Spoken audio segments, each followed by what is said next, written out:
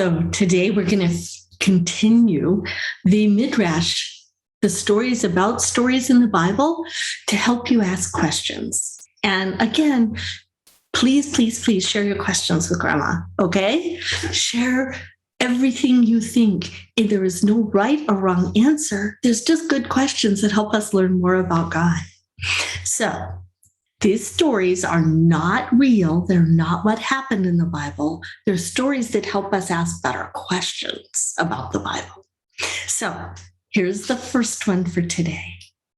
No lists on the Sabbath. I know you wish you could have lived in the Garden of Eden. I know. Great weather, no problems, good food, and water that doesn't taste funny. But believe me when I tell you that the Garden of Eden was no piece of cake, because Adam lived there and Adam was a list maker. In fact, Adam was the worst list maker of all time. The elephant woke up one morning to find his trunk stuck through a huge leaf on which Adam had written in berry ink, "Elephant list for today.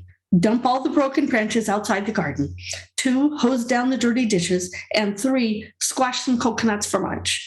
The monkey woke up one morning to find a banana peel tied to his tail on which Adam had written in berry ink, "Monkey list for today. 1, dump the rotten fruit outside the garden. 2, pick bananas for supper. 3, don't eat the bananas you picked for supper." Come morning, almost every animal woke up with a list, and all day long, Adam would scurry around checking up on the animals and pestering them to see how they were coming on their lists. One day, the animals got together and said to God, "This guy Adam is such a pest. Can't you move us out of here? Or better yet, can't you move him out of here?" God said, "Wait for the Sabbath. There are no lists on the Sabbath." On the morning of the 7th day, Adam woke up bright and early to make his lists. He went to get his berry ink pot to write out the list for the elephant, but the ink was dry. "No problem," said Adam. "I'll just go out and pick some more berries for the inkwell." But when Adam came to the berry patch, all of the berries were gone. "I bet this is the work of the monkey," Adam complained, "but not to worry. I'll scratch out my list for all the animals in the sand on the beach." Adam took a stick and started writing lists in the sand, but a wave came along and erased all the lists.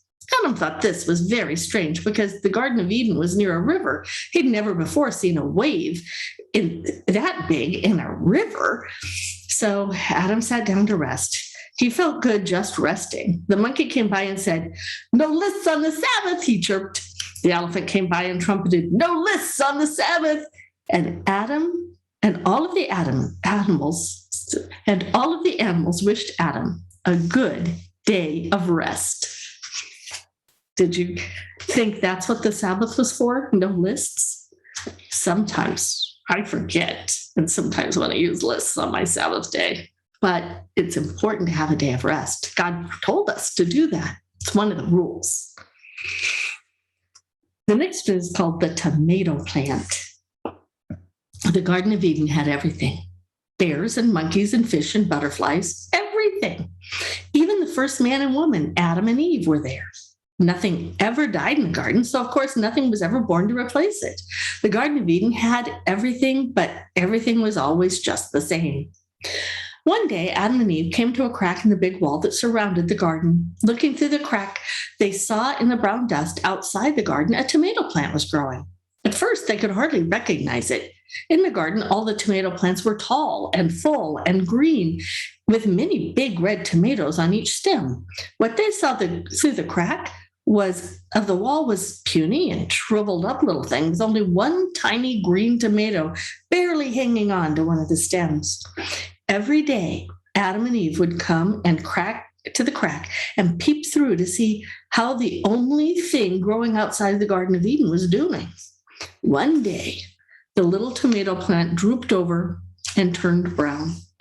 Adam and Eve were sad. It never looked good, but now it looks even worse. They sat there for a long time, peeping through the crack of the wall of the little tomato plant that had drooped over and turned brown. After a while, God spoke to them, saying, "The tomato plant is dead." Adam and Eve cried. They asked God, "Why did it have to die? Nothing dies here in the garden." But God would not answer this question no matter how many times they asked. So they became angry at God. They demanded that God let them out of the garden so they could take care of that tomato plant. God said to them, "You can leave, but you can't come back." Well, Adam and Eve got up and walked right out of the garden and right over to that little tomato plant that had drooped over and turned brown. Inside the garden, nothing needed help. And even though outside the garden, everything needed help. Adam picked up the tiny green tomato and Eve planted it in the brown dust. And for many days, they watered the ground, kept the weeds away, and waited. Then it happened. A green shoot poked up through the dusty ground, and in a few days it became a tomato plant, full and green with many big red tomatoes on each stem. In the days that followed, when the man and the woman looked at the strong new tomato plant, they would also think of the scraggly little plant they had once peeked through the crack in the wall. It was a funny feeling.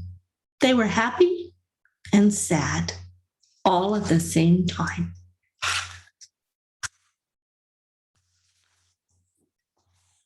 This picture is called Water All Around.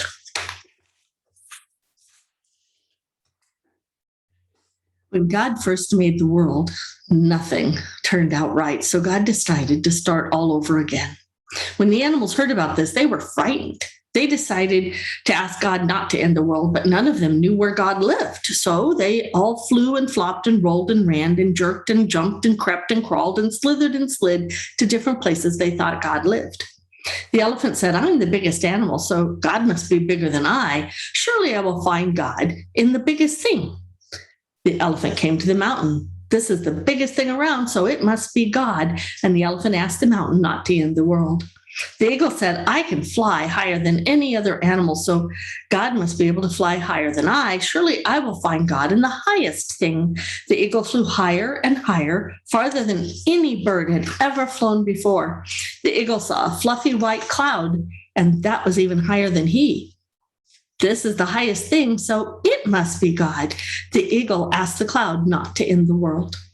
The lion said, "My roar is the loudest sound, but God must be louder than I. Surely I will find God in the loudest thing." So the lion roared and roared and roared. Suddenly the clouds gathered together, turned black, and sent out thunder and lightning. "This is the loudest thing, so it must be God." And the lion asked the thunder not to end the world.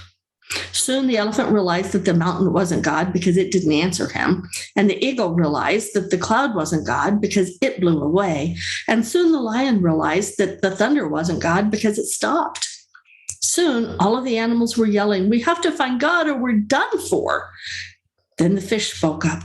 "In the oceans and seas and rivers and lakes where we live, water is everywhere. There's water above and water below. There's water all around. If water is everywhere, God must be everywhere too." When God heard what the fish said, the whole world shone and the black clouds blew away. Then God said to the animals, "When I end the world, I will save 2 of each kind of animal so that when the world starts over, you can start over too. But as for the fish, I will save all of them because only they knew where to find God."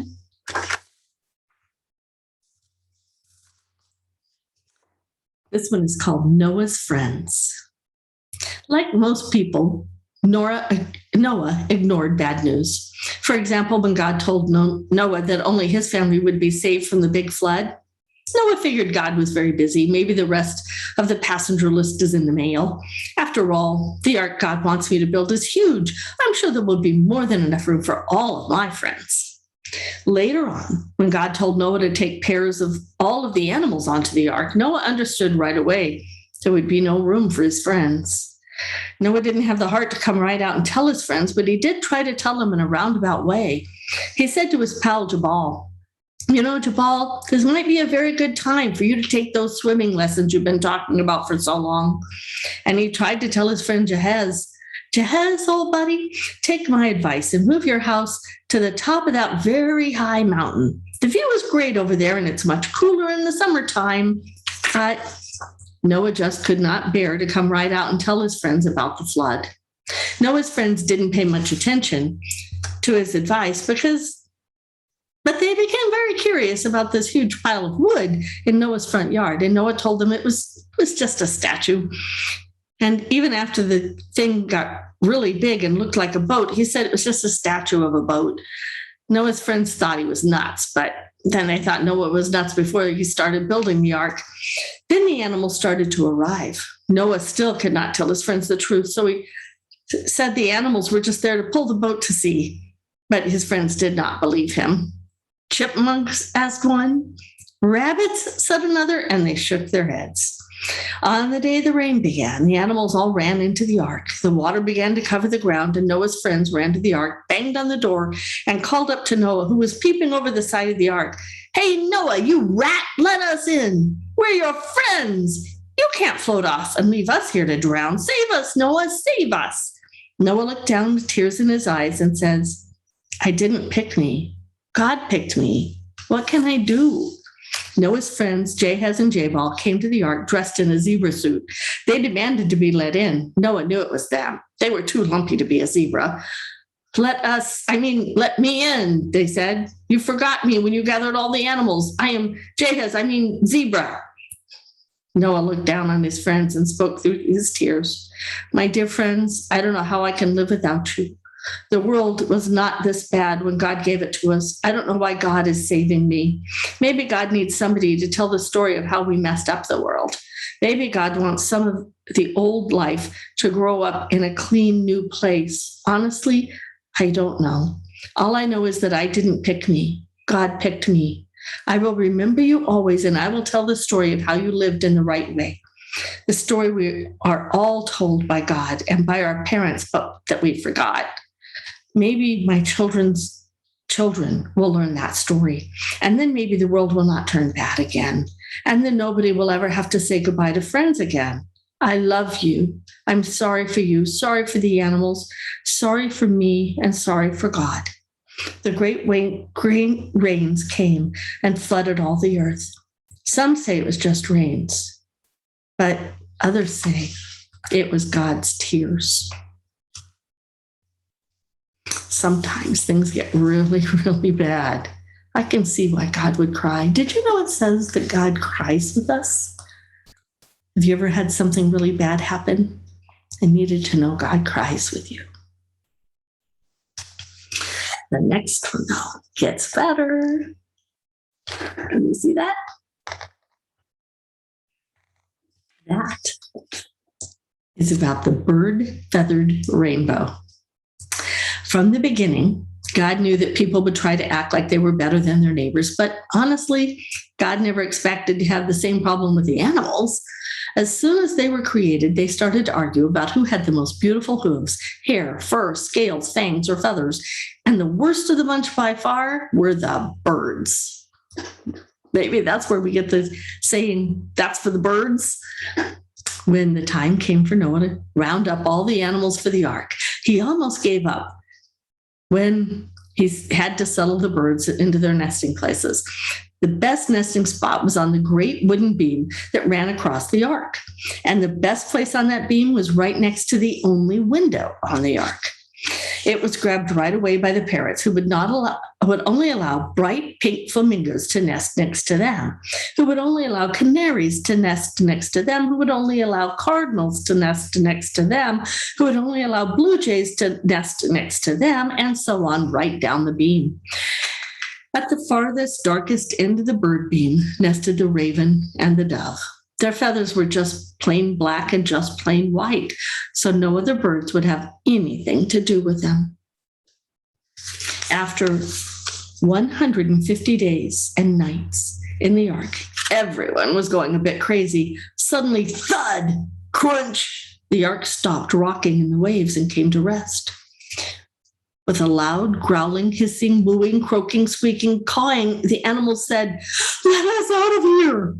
But when Noah opened the window, a cold blast of wind howled from the black sky. All of the animals turned to the neighbor and said, "You first." Noah decided that a bird should go out and explore.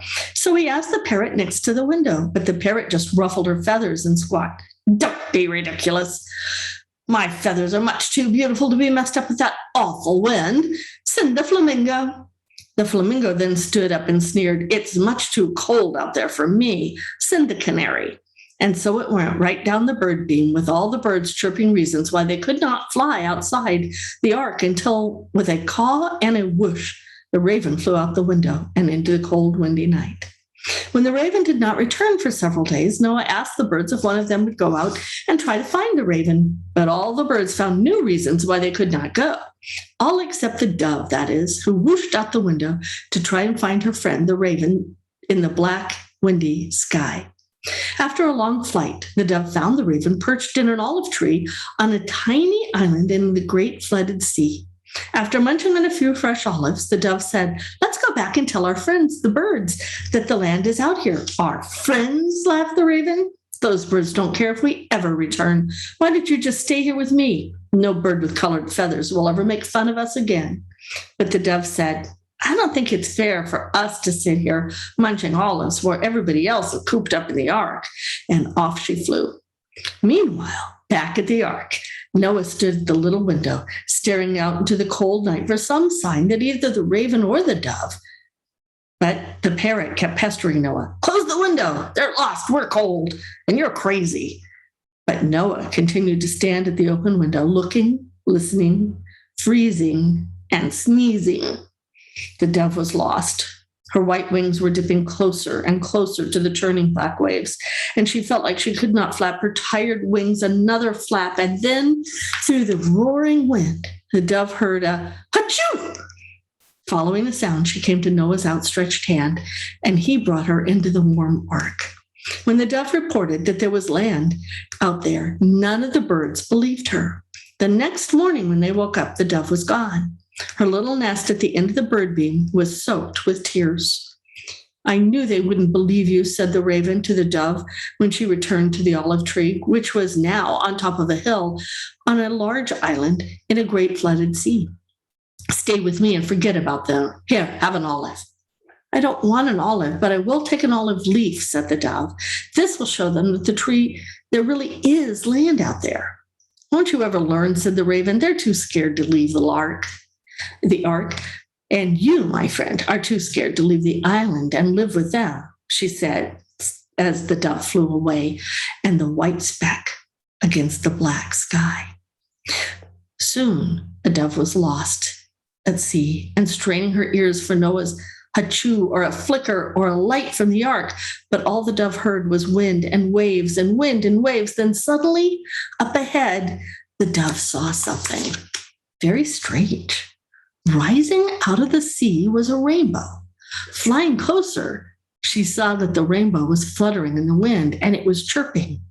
In fact, the beautiful rainbow was a tower of birds flapping their wings against the strong wind. The parrot was flying up and down the bird feather rainbow, squawking orders. "Stay in line, you flamingos. Watch out, you hummingbirds. You blue jays, remember, our old friend Noah is sick with a cold, and our friend, our dove, is lost at sea just because we were too dumb to believe her. So, budgie birds, flap those wings." When the two great doors of the ark swung open and all the animals were let out at last, they were greeted by a wondrous sight. A real rainbow was shining in the sky, stretching from the ark at one end to an olive tree on top of a mountain at the other. That night, before the birds flew off into their new homes in the new world, they nested together in the olive tree. On the very top branch were the raven and the dove. The dove fell asleep quickly, but the raven busied himself by passing out olives to all of his new friends with colored feathers. In the morning, the birds were gone, but the rainbow remained. Did you think of any questions while you listened to those stories? I hope you're writing them down and we'll give them to Grandma.